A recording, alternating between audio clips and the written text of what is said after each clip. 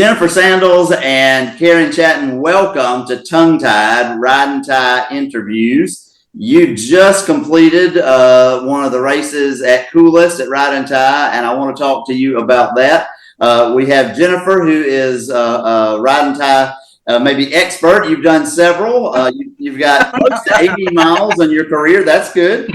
And then Karen did her very first one, even though Karen is no stranger to endurance horse events, and we'll get into that in a little bit as well. But let's start with you, Jennifer. Tell me a little bit about your ride and tie career, how you first got started, and some memorable rides or races you've done. I mean, it hasn't been much of a career, as more of a here and there hobby. I ran into Sue Smythe out on the trails by Folsom Lake. She's the one that put the one here in Cool together, and she's been doing Ride and Tie for, I think, almost as long as it's been around. She was one of the originals. I ran into her when I was out on a horse ride, and she asked if I'd ever done it, and I'd never even heard of it.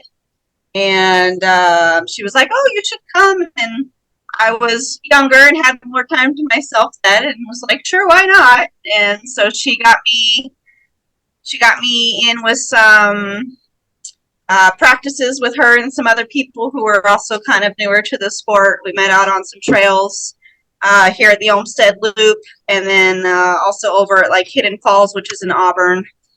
And we did some practice, some riding and some running, and kind of got the gist of it. And then she found me a partner. My partner before was Hillary Bates, and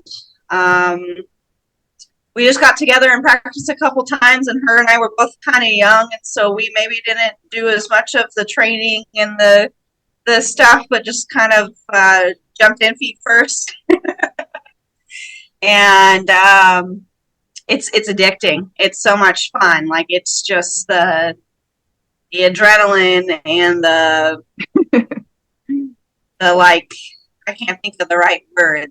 The adventureness of all of it is, you really can't beat it, because you just, between running and riding and then your two partners, you just never know what's going to go, and everybody else is there on their own agenda too, you know, so it's this whole, I don't know, puzzle in a puzzle kind of thing, trying to sort out what to expect and what the day's going to be like. Great. So, Karen, you are known by tens of thousands, if not more, people from your work with Horses in the Morning, and I almost set my calendar by the second Tuesday. Thanks for listening.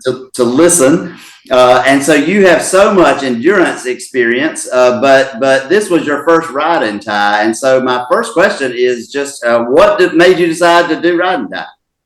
Well, I've been at a few dual sanctioned endurance ride and tie ride events over the years, so I kind of knew what it was about and how they worked.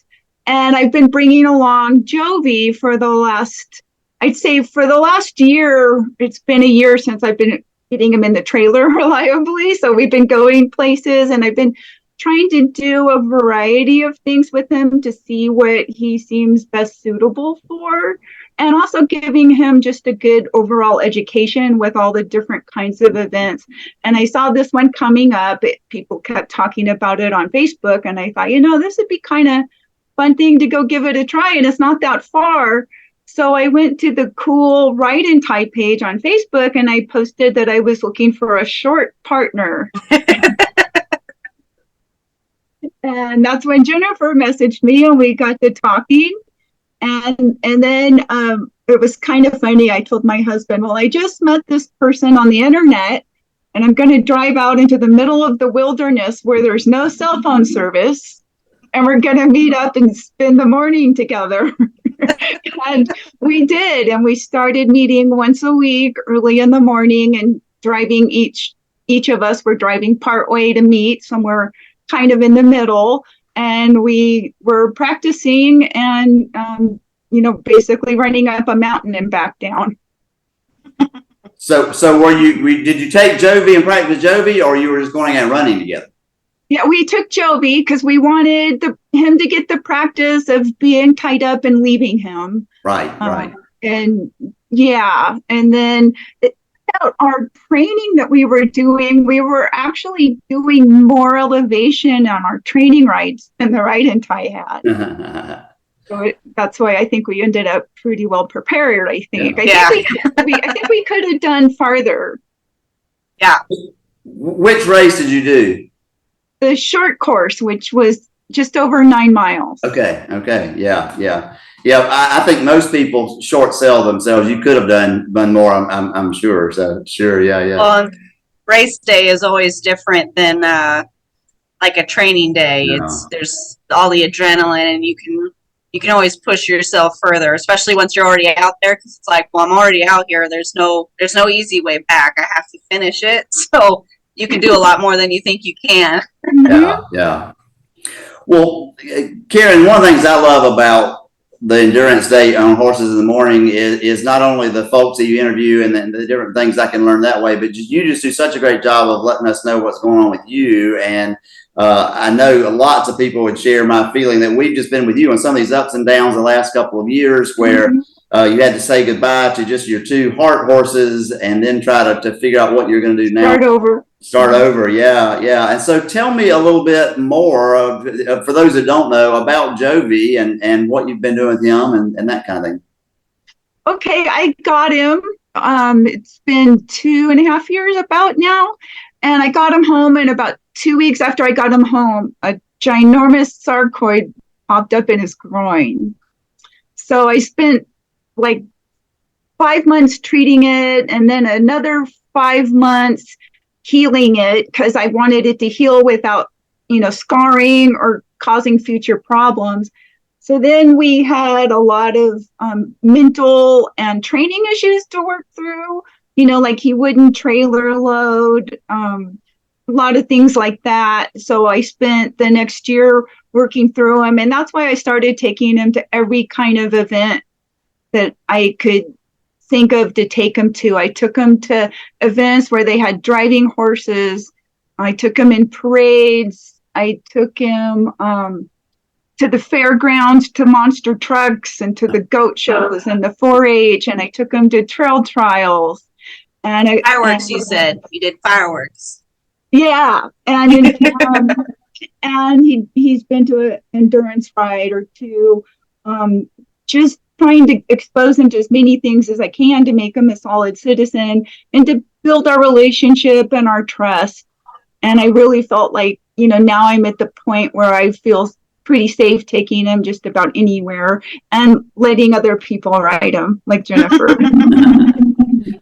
So tell me a little bit about both of you, maybe the training and what it was like to tie him to a tree and how you managed to train him to do that.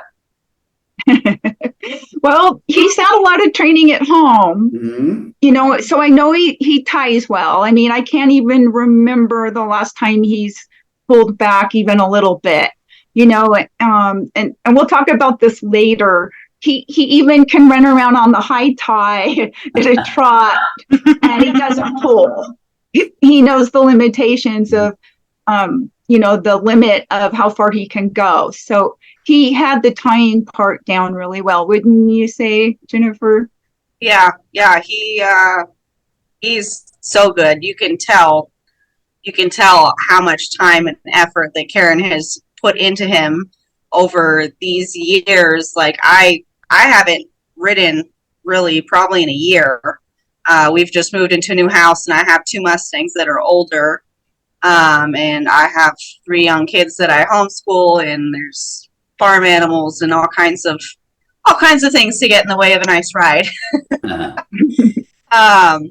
But Jovi was just so good the whole time. Like he was so good with me. I never felt uncomfortable on him, even when he was newer to me. Those first couple meetings, she was like, oh, well, he can be careful of this and he can be a little funny with the water crossings, but he was so good for all of it and so careful through all of it to take care of his rider. Like he's very thoughtful, and it's like for her saying to let somebody else ride him is a huge deal, because I know with my horses in the past, it's like, well, do I really want to let this person ride my horse? And what if they don't have nice soft hands? Or what if they're too, there's so much that you're like, well, I don't want to undo all of the work that I've done. And so that's a huge deal too, just to have that trust out there in your relationship with your horse, to let somebody else kind of into that too. That's a huge deal.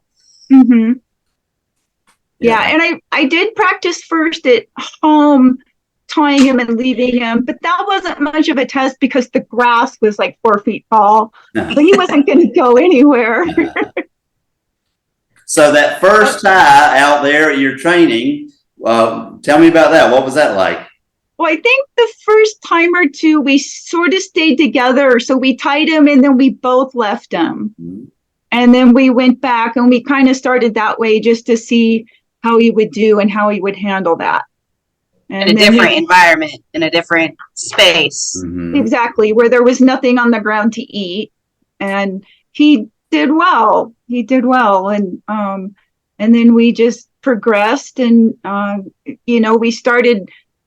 we were trying to go, half a mile to a mile in between switching off. And then we also did spend a lot of time staying together just because we just had met and we were kind of getting to know each other and talking about everything. And so that was kind of fun too. Yeah. Mm-hmm.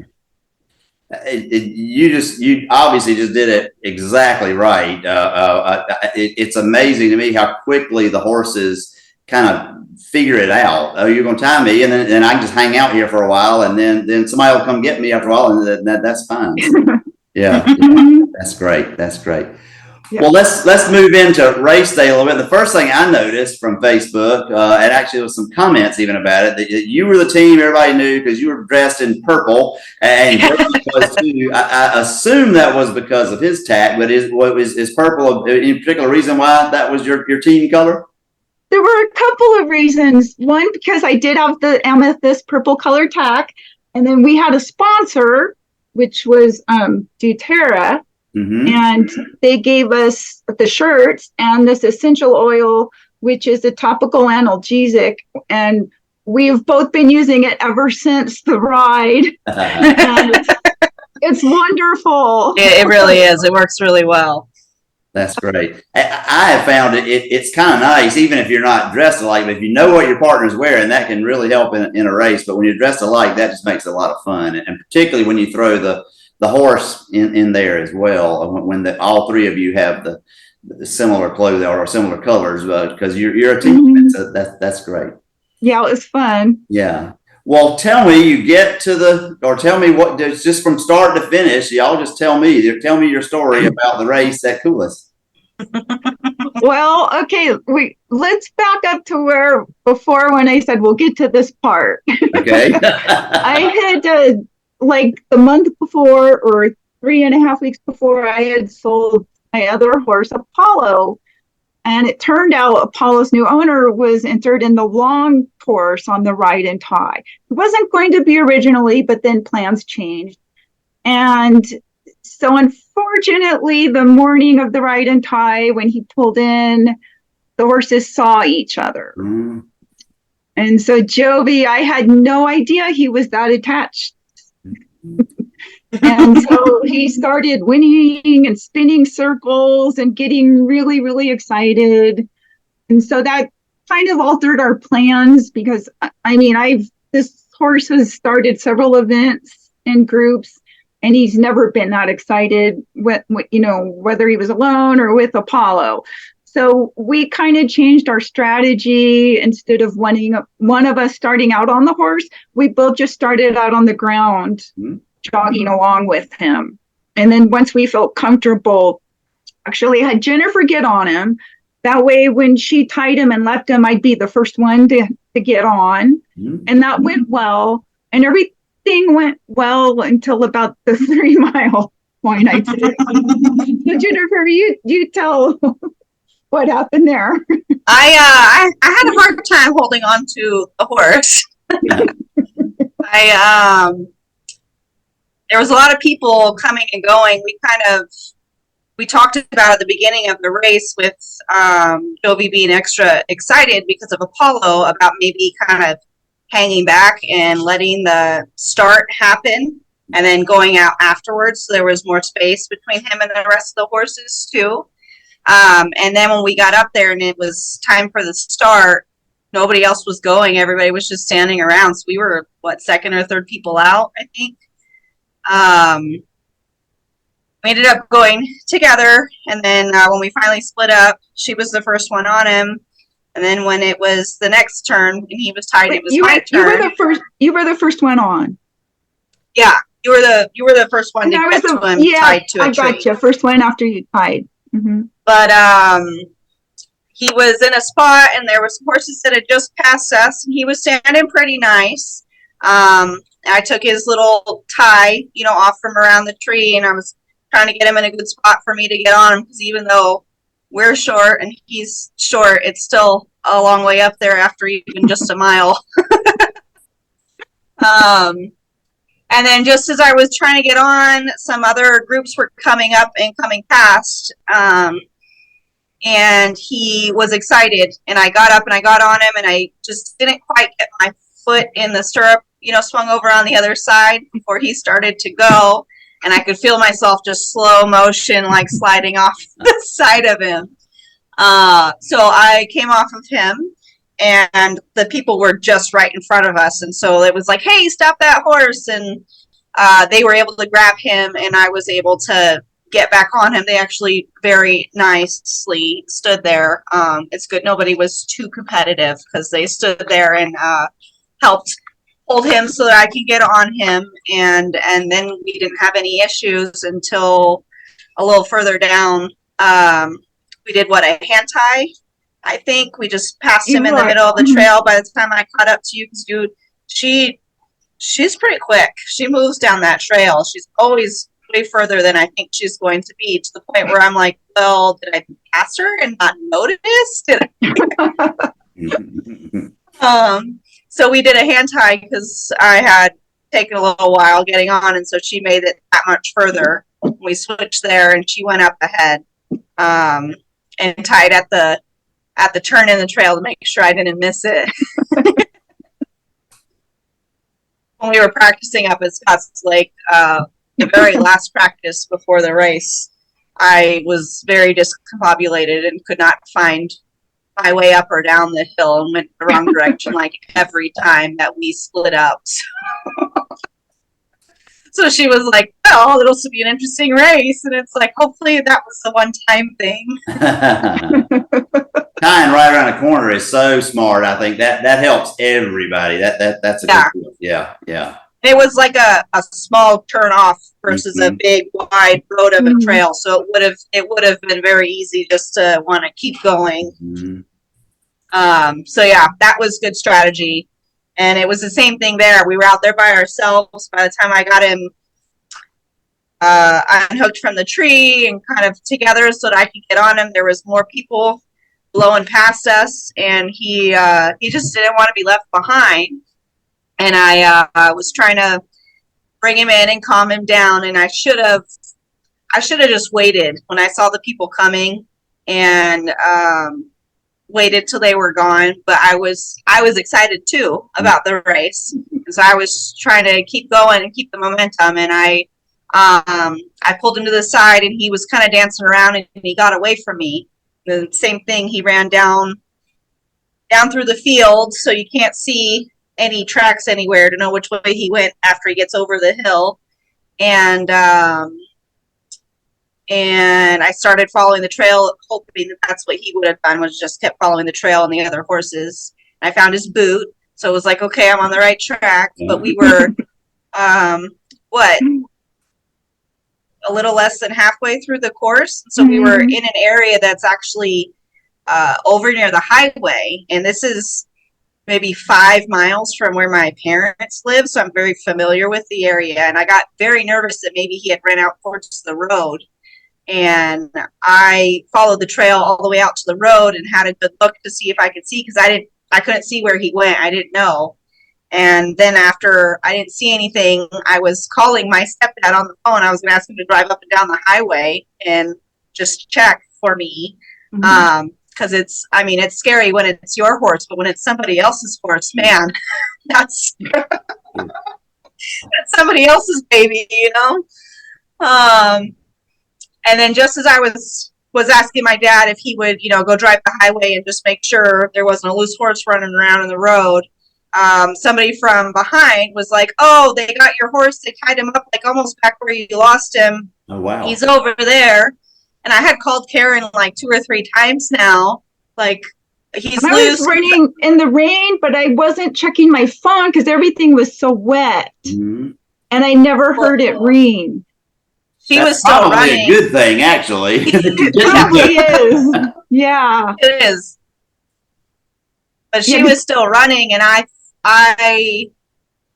was hoping that maybe if he had followed the trail that he would catch her, so that she would see him and catch him before that he would just keep following the rest of the horses, because I had no idea how far away he was. And then when they say they got him, and so after that, him and I had a come to Jesus moment about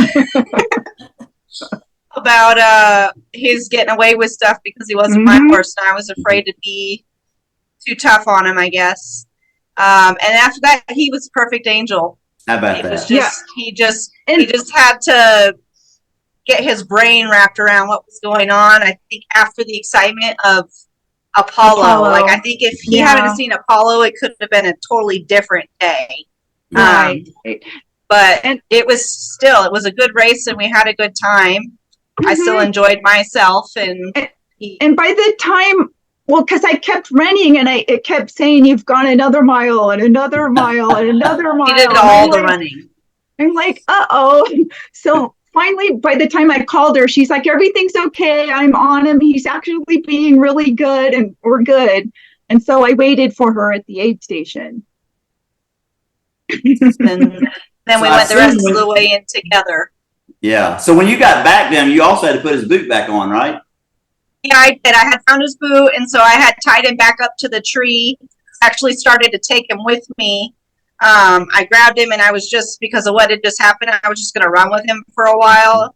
And then I realized that I had his boot. So I stopped, and I tied him back up to the tree and put his boot on.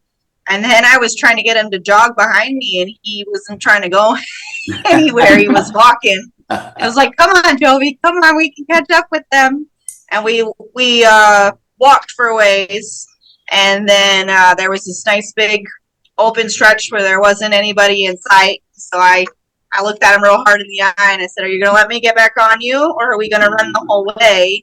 And he stood very nice and let me get on him. And once I got on him, because Karen had covered so much distance, I had quite a lot of catching up to do, and we had been passed by several people, so I was by myself for a lot of it. And he was so good, just like every other time that we'd been out and practiced and stuff. I had a really nice trot with him, and we got this big open meadow right after the pond spot where we had a nice lope even, and it was, I almost forgot for a second that I was racing because I was enjoying the ride so much. And then I had finally heard from Karen. She was like, "I just thought to check my phone." And I was like, I'm good. We're good. Like, it's okay. And so she's like, "I'm going to wait here for you." And so once we got caught up to the aid station, I don't remember how long you said you had to wait for us. It wasn't that long. It wasn't, because I didn't go real fast up the hill. That was the one steep spot. Of course. She had done all the running. She had to do the one steep spot too. Of course. Yeah, good. And so you meet back up at the aid station, and then how'd you get back on into the finish then? Then we switched, and I got on him because she needed to warm back up. I was so stiff from the cold. Yeah, because it was starting to get, we're soaking wet, and it was cold. It rained. I don't know if we mentioned that part, that it rained the whole time. From about 3-something in the morning until pretty much most of the day. It wasn't a heavy rain, though. It was just a light mist. No, but it was steady. Good and steady and soaked. Like, next time I will put contacts in and not try doing it with glasses, because there were times like when I knew she wasn't catching me when I thought she should have, I was like, oh no, I hope I didn't miss the ribbons because my glasses were fogged up and, covered in water. And so I was so happy every time I would see another ribbon. Yeah. So we went into the finish from there. It was only about a mile in, and the horse did great. He was walking out. He walked so fast that you practically have to jog to keep up with him. Mhm. Yeah, and I think you went by sheep. You said. There was at one part when I was still trying to catch up to you at the ride station where the trail had turned straight ahead. There were some sheep. It was right after I had got on the phone with you and was like, "Oh, I have him and we're good," or I left you a message that I had him and everything was okay. And you were calling me back and I didn't pick up the phone because he had stopped to have a real hard look at these sheep, and everybody else was like, I didn't see any sheep.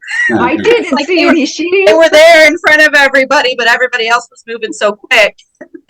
Or we were just looking down, following the trail. Yeah. And everybody blew right by him, but Jovi needed to stop and have a look, so we took a second. We stopped and we had a look, and he was fine after that. Good. Yeah, he was fine with the wild turkeys that we went by. She was joking that she didn't see the sheep because her glasses were so fogged up. That's probably it. And then we went into the finish together. Yeah, I guess I think that maybe is the picture that I've seen that's so great to three of you. Yeah. Well, Karen, for your first riding tie, you hit just about everything you can hit in a riding tie. You get loose and you run farther than you plan, but the horse also does great and you have a good time. And of course, I know you've done this in endurance too, when it feels like you haven't seen a ribbon forever and you're starting to second guess yourself, boy, do I remember those. Or even like you said, did somehow they get past me? I didn't see them. You just, all that stuff just kind of goes through your head. So. Exactly. Yeah, we had a pretty good time. I think we for sure could have done one of the longer distances, and next time we probably will. Well, I want to get to that in a minute. I'm glad to hear you say next time. But let me ask a little bit about endurance and riding tie, and what you see as the kind of compare and contrast them. Obviously, there's a lot of similarities, but a good horse that's trained to do either sport is suitable for the other one too. I think the most important thing, like we talked about, was tying, that to make sure that the horse ties, and also that you want a horse that'll stand good for mounting, and preferably one that's not buddy sour. That's probably not likely to happen again in Jovi's case, because I think more time will occur between the next one. Even if he does see Apollo there, he's not going to be quite so attached because it won't be so fresh in his mind. And I'm going to spend, a lot more time taking him to more events by himself and getting him a little bit even more independent. He normally is pretty independent, but we've also learned some lessons from it, so that, basically you've got to learn to go with the flow. Just in both sports are kind of that way. Things crop up like the rain. We really weren't expecting the rain all day. I wasn't expecting the horse to have his mental meltdown when he saw the other one. So different things happened, and we just adjusted our strategy as we went. And endurance is very similar to that. Yeah. A huge similarity between the two is the bond that you have with the horse. Because I've done a fair amount of endurance, a lot more riding tie, but the horse and you are a team in endurance, and you're bonded together and trying, hopefully, working as a team. And there is that fighting sometimes that you have this. Then riding tie, you throw in that other variable. You have a team of three, the horse and the two humans. And in my experience, the horse, and this is true of endurance too, I would think, or with just my experience, is the horse is almost an equal partner. You're making decisions, but you're letting the horse make some decisions, and the horse is in riding tie, they've got to do the whole course. I get to ride part of it and run part of it, but they run the whole thing. So in that sense, they are right. Yeah, and it's good to have a horse that you can rate without exhausting yourself. And Jovi is really good at that. He goes easily on a loose rein, wouldn't you say? And so he's an easy horse to ride. He's very enjoyable from that point of view. And he's pretty good about leading or following. I think with the ride and tie, you want to train, like if you have an endurance horse, you want to train it so that it's used to not just being passed by horses, but by humans as well. Mm-hmm. Yeah. Well, and Jovi too, even with me having the hard time getting on and off of him with the excitement of people passing by, I never had to really wrestle with him or fight with him. We had that nice, long, open, flat stretch. There weren't any rocks. We had that lope because he wanted to go, and I let him.